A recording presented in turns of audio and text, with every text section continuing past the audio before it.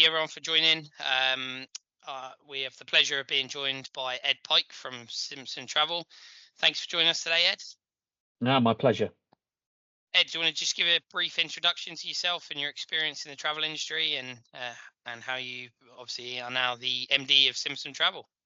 Yeah, I've been in the travel industry and UK hospitality and travel all my working life, all my career. Been with Simpson about eight years. Operationally focused at the start, and pleasure of becoming the MD over the last few months. Excellent. Well, today, Ed, we're going to be talking about schedule changes and how you can stop managing these from your inbox. Obviously, you have a lot of experience working with Traverse in this area, so we're going to cover off a few areas today. I'm going to ask you some questions, but to help educate those who are probably in a similar position to what you used to be in. Kind of relatable pains that you've probably faced, and really going to get your opinion on the process and how kind of automation has changed. So I'm going to just quickly a brief overview for those who don't know us, who are watching this on demand as well. Traverse have been automating travel for 17 years, helping businesses streamline back office, mid office tasks. And we've been actually working with Simpson Travel now for 5 years, I believe, Ed. Believe it or not. Yeah. Probably doesn't feel like that. So I want to kind of kick off, Ed, with the problem. So the problem that you historically faced when it came to managing these schedule changes from your inbox. Obviously, firstly, the schedule changes were coming into an inbox and weren't really kind of streamlined. So there was hundreds of changes that were coming in. Staff quite tested with the amount of changes that they had to keep updating and getting people involved. Not the changes obviously weren't ever in priority order. And customers probably tend to be quite unhappy if they're not notified of these schedule changes. So I want to start off, Ed, by asking you, what was the most common issues that you faced when you were running this process manually previously? Yeah. So we've had a growing problem as we've grown the business. Which in some respects is a nice problem to have. But the inbox existed because of booking flights through another system which sort of booked flights on request and paid as we booked them, and then treated flights like you would if you'd booked on easyjet.com and had an easyjet.com account. All the flights were sat in there, and all the changes were coming to one email address, and we were a significant customer of the low cost airlines, the EasyJets, the Jet2s, etc. And some of those airlines put through quite a lot of schedule changes, especially when you've got bookings that you're making sort of 9-10 months out. There could be multiple schedule changes or seat or aircraft changes, etc. during that time.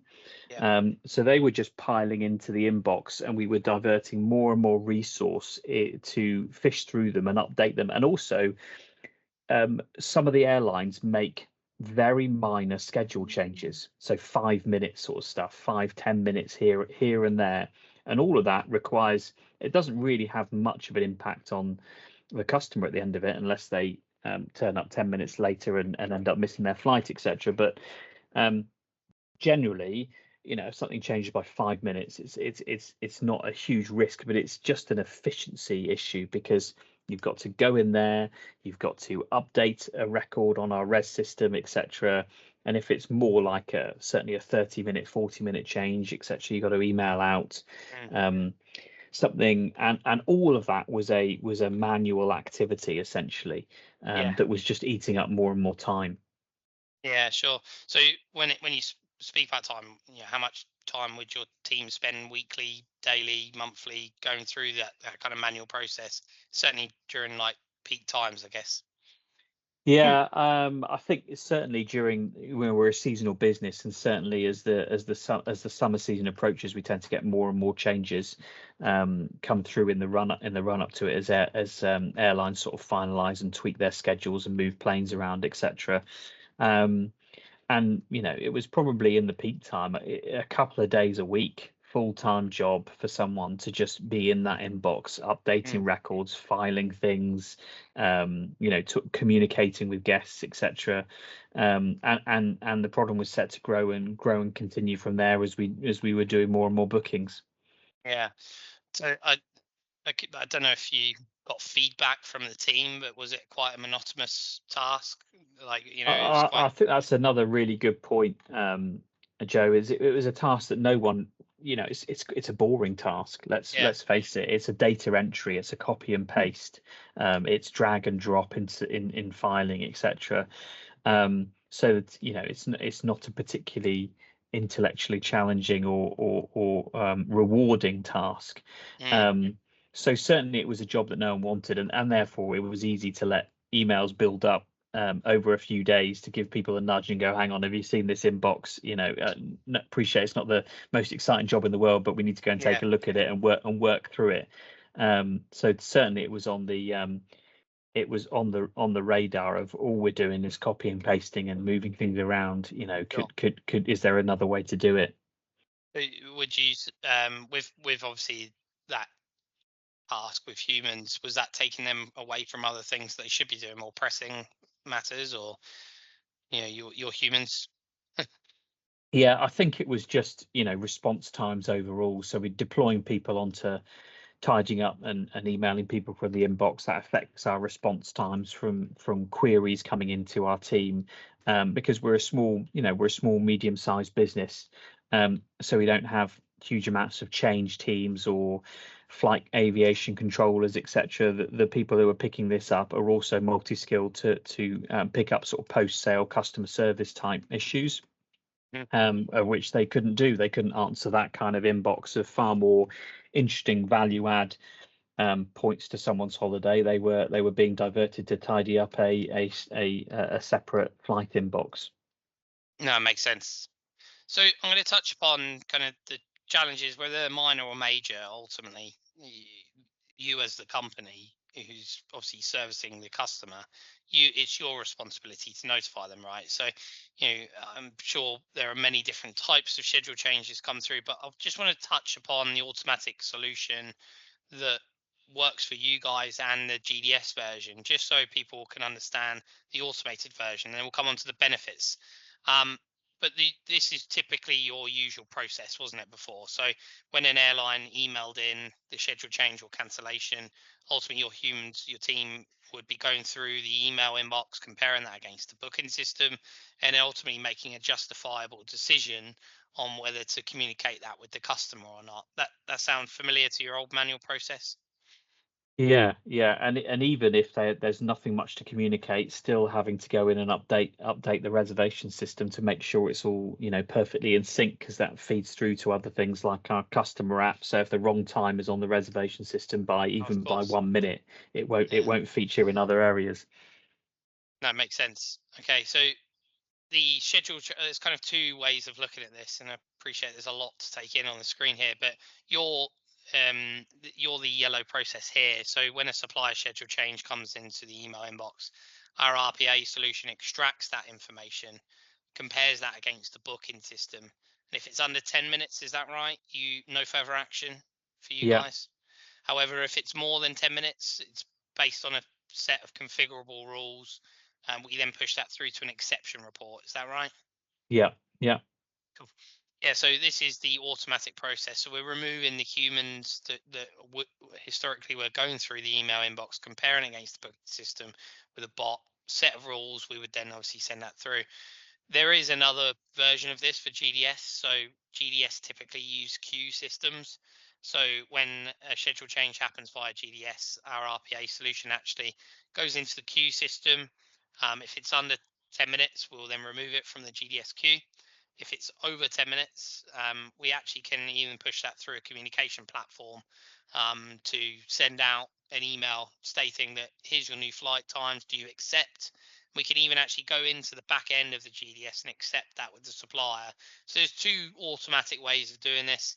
From the inbox or even through GDS. And I'm right in saying that that's pretty much what your solution does at the moment. Just yeah. runs. Yeah, with overlaid with your communication solution to transfer the contents of, that's another, it was a huge pain point, just literally trying to take an EasyJet email and Simpsonize it, give it our branding, give it our tone and terminology, etc. That's what the team had to do all manually, which is now being automated, and sent out, and replies just coming back to us if someone's got a query on it. So let's talk about the benefits then. So what would you say the long term benefits were, of obviously automating this process? I think, yeah, certainly there's the commercial efficiency benefit from the starting point, the clear sort of business case for doing it, in terms of not having to add as many or more heads to that team just for the purposes of doing something that a computer could do. And we were faced with that scenario. Do we recruit someone now to just do this, or do we get the computer to do it? And I think the problem, obviously, when you recruit someone, that person can only work a set number of hours a day. They have Yeah, holidays, they're seasonal, etc. Whereas the computer never needs a holiday, and it works all year round, and works on Christmas Day when everyone's having their Christmas dinner, etc. If needed. It just keeps going. So there's a sort of clear commercial business case from that one.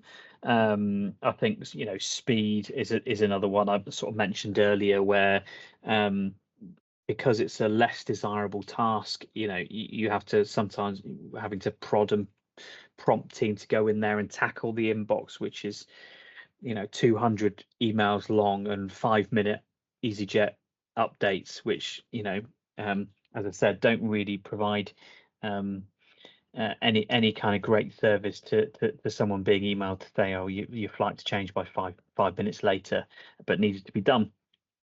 So the system can just process that. We don't have to hang around and build up a huge unanswered inbox, etc. yeah, And to the point around having people deployed onto things that are actually give them better job satisfaction, give them a better personal outcome from a happiness perspective, is certainly key. Now we don't have to have someone do that; they can have their time redeployed into serving our guests and doing more things that a computer may not be able to do through sort of human knowledge and experience, etc. sure. Have you had any of your team that used to do this manually comment on the automatic solution? Yeah, I mean, definitely. I think it's people are very pleased with the hours it's saving them, and we haven't, because we're a growing business ourselves. It was never, we set out right at the start with the intention of, if we do this, this doesn't mean that we're going to make a job redundant or remove someone or stop recruiting for these roles, etc. Never was that in our even entered our. I don't think it never even featured in our business case sign off for this. Mm. Um, and certainly we wanted to make sure that the team knew that this was about allowing them to be freed up to focus on our guests and our customers, and not the mind-numbing copy and paste, drag and drop kind of exercise that they were previously engaged in. So to have that taken off their plate, and to not be spending hours on that, and to be spending hours on something far more rewarding, is a massive benefit, and I'm sure will help with our retention and keeping people on board for the future on it. Yeah, definitely. That's a big aim for a lot of companies we speak with. And what about customer satisfaction? I guess it's quite reassuring and pleasing to know that your customers are actually getting notified, without having to rely on a human eye. It's good. It's excellent from that perspective, in terms of the speed that it takes, and the time saved on processing the speed and efficiency. And I think you mentioned rules in the previous slide. Sure every business has got its nuances of things that it wants to happen and doesn't want to happen, and that kind of whole human evaluation of it in the old system was really key to us, having someone sit there and go, oh no, hang on, if EasyJet propose to change it from this time to this time, it's going to have a knock-on element to this element of the itinerary. A big one for us is boat transfers in Greece. When people get off the boat, we need to have them on a boat transfer by a certain point of the day, and if we don't, then we won't be able to get them there till the next day.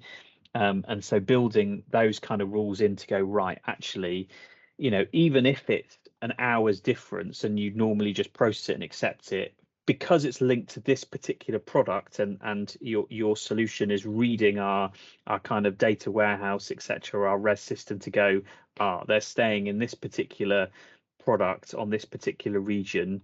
Don't just automatically process that change, kick it back and have a human just look at that and go over it and decide if that's the best solution on the change, or if there's something else. That's a great benefit of us as well, because you want to automate and take away the pain, but you don't want to put in new pain by doing any automation where you look at something and go, well, the computer's got this wrong because they don't have the level of local knowledge and experience that a human might have, who's well trained, etc. So the Traverse solution was able to accommodate all of those different nuances that we wanted to accommodate. Right to hear. And I guess without naming competitors, but what do you think that this does for you, and what advantages do you think you gain from standing out from the competitors who still are stuck in their manual ways at the moment? I think certainly to hit those nails again. I think cost and efficiency and operational gearing in terms of growth. Very very important to us. We don't just want to, in this day and age when you can leverage technology so well from to deliver this kind of outcome, you don't just want to. We're very very conscious that sort of going back 5-6 years, our solution would have just been, we need a new person. We just need another head to deal with this, and sometimes that can create you problems down the line. Going into COVID, for example, when you might not have the salary base needed for those crisis scenarios. So setting it up in a more sustainable way from a growth perspective is key. And as I said, I think undoubtedly from a staff retention, team engagement perspective, having people who are deployed to items that deliver them job satisfaction versus mind-numbingly boring tasks. Again, we had there's a bit of a pre-post COVID story, as many businesses I'm sure have in different forms, but our old version of the team that would handle this, and it's not all down to the flight automation, I'm sure, but it was a very transient team that turned over fairly frequently, to stay for a season and then move on. Whereas I'm sure that things like this have an impact to that, because in the past 3 or 4 years it's been a very very low turnover team, and therefore you can certainly link it back to a few different reasons. This I'm sure has played a part in it. Ed, I'm going to kick off the Q&A in a moment, but I've got a question. Obviously, working in the role of operations previously and working your way through the business to MD, why do you think travel as a whole? Because about the chain reaction in travel. They start small, they grow in sales, they then have to hire loads of admin staff to do administrative tasks, and then they just keep growing and growing. Why do you think travel is the way it is, and it's just all about hiring humans to do these manual processes and tasks? I think probably because of local nuances in there, and the fact that you're not just selling a UK product in the UK to a UK consumer, etc. You've got loads of different factors across your supply chain to consider. You small specialist tour operators like us, they like having a lot of local knowledge and skills and experience to bring to the table. So it's probably the reason why people are prone to adding heads rather than looking at IT efficiencies and automation. So what's next for Simpson Travel's innovative path? I guess have you just started to weigh up the areas you want to look at, or things that you want to change in the next year or two? I think certainly kind of more always open to opportunities all the time, where you look at something and intuitively you are deploying team resource into something which is a copy and paste, drag and drop style activity. And there are still plenty of those around the business where we're doing something manually, which we know could be automated, and a computer could take it on. So it's certainly looking more and more at that. AI is a great buzzword. Everyone will always talk about AI, and that's important as well. But I think anything that relates to manual process that could be automated even without the use of AI, etc., is there for the picking. Yeah, it's great. I mean, I know that we are investing heavily in our AI solution now to pick up the more ancillaries that come through the email inbox now, when it comes to attractions, hoteliers. So our AI is far more advanced than it ever was before. But we also know it picks up the smaller suppliers that still need that manual attention. Um, Okay, Ed, that was really good. Does anyone have any questions for either myself or Ed, or any areas of automation that they're looking into at the moment?